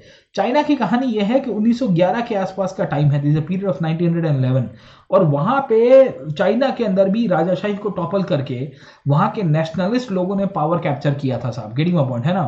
तो we see that in China एक पार्टी पावर के ऊपर आती है जिसका नाम था कुओमितांग साहब, या केएमटी के रूप में पहचानते हैं। वहां की जो पुरानी मोनार्की हुआ करती थी उसको पूरी तरह से उठला दिया जाता है और एक लीडर उभर के आए जिनका नाम था सन यात सेन, जिन्होंने चाइना को पूरी तरह से रिपब्लिक बना दिया था। अब देखो कि वियतनाम के लिए बेसिकली चाइना का रास्ता खुला था। वियतनाम के बहुत सारे राष्ट्रवादी लोग ऐसे थे जिनको लग रहा था कि अगर चाइना के अंदर इस प्रकार की चीजें हो सकती है, चाइना के अंदर क्रांतिकारी घटना को अंजाम देते हुए वहां के अंदर राष्ट्रवाद स्थापना हुए, वहां पे बेसिकली एक नए राज्य की शुरुआत हो गई, तो क्या वियतनाम के अंदर हम ये नहीं कर सकते। तो वियतनाम के लोगों ने भी बेसिकली डिसाइड किया कि हम भी अपना एक आंदोलन चलाएंगे, हम भी यहाँ पे बेसिकली एक एंटी फ्रेंच मूवमेंट चलाएंगे और हम लोग बेसिकली पूरी तरह से वियतनाम के अंदर से जो फ्रेंच लोगों ने अड्डा जमाया है उसको भी टॉपल करेंगे, साथों साथ फ्रेंच की मदद से यहाँ पे जो राजा पावर के ऊपर बैठा है पपेट गवर्नमेंट, उसको भी हम लोग पूरी तरह से टॉपल कर देंगे साहब, getting my point. Anti French independence movement जो है वो शुरू होता है। डिसाइड किया जाता है कि वियतनाम को अब कॉन्स्टिट्यूशनल मोनार्की नहीं बनाना, वियतनाम को एक डेमोक्रेटिक रिपब्लिक हम लोग बनाएंगे और हम लोग वियतनाम को एक नए रास्ते की तरफ लेके जाएंगे साहब, गेटिंग माय पॉइंट, है ना। तो धीरे धीरे 1910 1920 तक आते आते, बाय द 1910 1920 तक आते आते वियतनाम जो है एक नए गोल के साथ फाइट करता है। वियतनाम के जो नेशनलिस्ट लोग थे वो लोग डिसाइड करते हैं कि हम लोग वियतनाम को कैसा बनाएंगे, एक डेमोक्रेटिक कंट्री के रूप में लेके जाएंगे क्रांति करके और बेसिकली उसको रिपब्लिक बनाएंगे। प्रॉब्लम ये था कि वियतनाम के अंदर जो एंटी इंपीरियलिस्ट मूवमेंट है उसका कैरेक्टर बदल जाता है। 1930 तक आते आते बाय द 1930s यही वियतनाम के अंदर इनफैक्ट कम्युनिस्ट लीडरशिप की स्थापना होती है और ये जो कम्युनिस्ट लीडरशिप थी ये कहती है कि क्रांति करेंगे, फ्रेंच को वियतनाम से हटाएंगे भी सही, will be doing a revolt, will be overthrowing the French from Vietnam as well. But क्रांति करने के बाद, फ्रेंच को हटाने के बाद वियतनाम के अंदर हमारा गोल क्या है? हमारा गोल ये है कि हम लोग वियतनाम को एक कम्युनिस्ट स्टेट के रूप में एस्टैब्लिश करेंगे। अब किस तरह से वियतनाम के अंदर कम्युनिस्ट मूवमेंट की शुरुआत होती है और जो डेमोक्रेटिक मूवमेंट की जगह वियतनाम पूरी तरह से कम्युनिज्म की तरफ कैसे जाएगा, उसको हम लोग पढ़ेंगे, पर आज के क्लास के अंदर नहीं पढ़ेंगे, उसको मैं नेक्स्ट क्लास के अंदर पढ़ाऊंगा। आई will be discussing about how the Vietnam will be converging and going into the communist style of movement over a period of time. और जो वियतनामीज नेशनलिज्म का जो पूरा विचार है, वियतनामीज नेशनलिज्म का जो पूरा आयाम है, वो कैसे बदल दिया जाता है, उसके ऊपर भी चर्चा करेंगे। आज का क्लास यहाँ पे कंक्लूड करते हैं। We are concluding the class today. Hopefully मैं आपको थीम बाय थीम और इंडिया के सेंट्रिक आपको पढ़ाने की कोशिश कर रहा हूँ, तो ही आपको ज्यादा समझ में आएगा कि किस तरह से वियतनाम का जो पूरा विचार है, वहां नेशनलिज्म कैसे चलता है। अब ये क्वेश्चन पूछा है, फैन चू ट्री एंड बेसिकली फैन बोई चू का ये दोनों के विचार किस तरह से अलग हुआ करते थे। मैंने आपको बताया कि एक मॉडरेट लीडरशिप के अंदर मानते थे, जो कहते हैं कि हम लोग बेसिकली डेमोक्रेसी के पर्सपेक्टिव में जाना है, हमको वेस्टर्न आइडियल्स को रिजेक्ट नहीं करना है, हमको वेस्टर्न आइडियाज और वेस्टर्न थॉट्स को भी एक्सेप्ट करते हुए वियतनाम को आधुनिक करने का काम करता है। दूसरा इनफैक्ट एक्सट्रीमिज्म की बात करता है। ये एक्सट्रीमिज्म की जब हम लोग बात करेंगे तो ये कहता है कि हम लोग बेसिकली वियतनाम को पूरी तरह से रिवाइवलिस्टिक पर्सपेक्टिव में चलना है, हमको वेस्टर्न आइडियाज को नहीं स्वीकारना है, हमारी खुद की संस्कृति, हमारा खुद का कल्चर, हमारा खुद का जो रीत रिवाज है, उसके बेसिस के ऊपर वियतनाम का विकास अच्छी तरह से करवा पाएंगे साहब। गेटिंग माय पॉइंट है ना? तो this became the basis behind the Vietnam. In fact आपको ये पूछा गया है, what was the role of the religious groups in development of anti colonial feeling in Vietnam. Religious groups ने बेसिकली आइडेंटिटी को स्ट्रॉन्ग किया, रिलीजियस ग्रुप्स ने basically Buddhism के जो विचार थे उसको बहुत ही पॉपुलर किया, लोकल कल्चर को बहुत पॉपुलर किया, कन्फ्यूशियस के जो विचार हुआ करते थे उसको और स्ट्रॉन्ग किया, और बेसिकली गांव के अंदर जाके जो सिंक्रेटिक बिलीव्स हुआ करते थे, सिंक्रेटिक का मतलब क्या है कि जो लोकल वैल्यूज है उसको बुद्धिज्म के साथ जोड़ने की बात की जाती है, उन सब के ऊपर एक वियतनाम की एक सिंगल आइडेंटिटी बनाने की कोशिश की गई और कहा गया कि ये फ्रेंच लोग हम लोग के ऊपर एक नया क्रिश्चियनिटी का रिलीजियस इंपोजिशन कर रहे हैं, वो गलत है साहब। गेटिंग माय पॉइंट है ना? तो इसके कारण हमको पता चलता है कि बहुत सारे इश्यूज क्रिएट होंगे and over a period of time Vietnam का राष्ट्रवाद और स्ट्रांग होगा। अब कैसे स्ट्रांग हुआ वियतनाम के अंदर, बेसिकली वियतनाम को आज़ादी कैसे मिली, किस तरह से कम्युनिस्ट पार्टी पावर के ऊपर आई, उसको हम लोग नेक्स्ट क्लास के अंदर पढ़ते हैं। In the next class I will be talking about how the communist party will come to power, communist movement कैसे वियतनाम के अंदर स्ट्रांग होता है, वियतनाम कैसे अपने आप को इंडिपेंडेंट करेगा, and over a period of time Vietnam की जब स्थापना की गई तो अमेरिका क्यों यहाँ पे इंटरफियर करता है और अमेरिका वियतनाम को क्यों सिविल वॉर की तरफ लेके जाएगा, उसका भी अभ्यास करेंगे। पर आज नहीं करते, आज का क्लास यहाँ पे स्टॉप करते हैं। Like share and subscribe to this platform. मैं आपको फिर से वेलकम करता हूँ कि आप हमारे साथ अनअकैडमी प्लस के ऊपर आइए। प्लस के ऊपर आपको बहुत फायदे हो गए, पूरी की पूरी कॉम्प्रिहेंसिव हिस्ट्री का कवरेज मैं कराता हूँ। एनसीईआरटी तो मैं आपको यहाँ करा रहा हूँ, देखो 8, 9, 10th की मैंने एनसीईआरटी करा दी है, 6 to 10th की एनसीईआरटी मैंने अभी यहाँ पे करा दिया है साहब, ठीक है, जहाँ से मैक्सिमम क्वेश्चंस आते हैं साहब। उसमें 10th तो वर्ल्ड हिस्ट्री के रिलेटेड है, पर मुझे लगता है कि आप अगर कंसेप्ट क्लियर करोगे तो ज़्यादा ठीक रहेगा, और मैं वही आपको समझाने की कोशिश कर रहा हूँ कि किस तरह से आप लिंकेजेस एस्टैब्लिश कर सकते हो हिस्ट्री के अंदर साहब, ठीक है। मेरी 3000 से ज़्यादा स्लाइड्स है, कितनी है? More than 3000 slides are available on the Unacademy Plus platform। आप उसको डाउनलोड करके पढ़ सकते हो, लाइव क्लासेस के अंदर देख सकते हो, मेरे को डाउट पूछ सकते हो, आपके जो भी क्वेश्चंस होंगे वो भी मैं यहाँ पे सॉल्व करने की कोशिश करूंगा, और साथों साथ आपके जो भी मुद्दे हैं उसका भी सॉल्यूशन लाने की कोशिश करेंगे। मैं इसका आपको फिर से कहूंगा कि आप अनअकैडमी प्लस का सब्सक्रिप्शन लीजिए, जीएस का लीजिए, या आप ऑप्शनल का भी ले सकते हो, पर मैं सजेस्ट करूंगा कि आप ऑप्शनल इनफैक्ट पहले चूज कर दीजिए, उसके बाद ऑप्शनल का सब्सक्रिप्शन लीजिए। जीएस का तो आप डेफिनेटली ले सकते हो, और उसमें भी आइकॉनिक सब्सक्रिप्शन भी प्लान कर सकते हो। You can plan out the iconic subscription, क्योंकि आइकॉनिक सब्सक्रिप्शन में आपको पर्सनल कोच दिया जाता है, आइकॉनिक सब्सक्रिप्शन में आपको पर्सनल कोच दिया जाता है। अनअकैडमी आपको मेंटर सजेस्ट करेंगे, और बेसिकली ये मेंटर आपको गाइड करेंगे कैसे तैयारी करनी है। कोई भी सब्सक्रिप्शन लो, आप हमेशा याद रखेगा कि आपको डिस्काउंट कोड यूज करना है PN Live। ये डिस्काउंट कोड के द्वारा आपको 10% ऑफ मिलेगा फीस के अंदर, एंड ये काफी लॉन्ग टर्म आपके लिए फायदे कारक भी होगा। आज का सेशन यहाँ पे कंक्लूड करते हैं। Like share and subscribe to this platform. I will see you in the next class. Till then keep studying and all the best.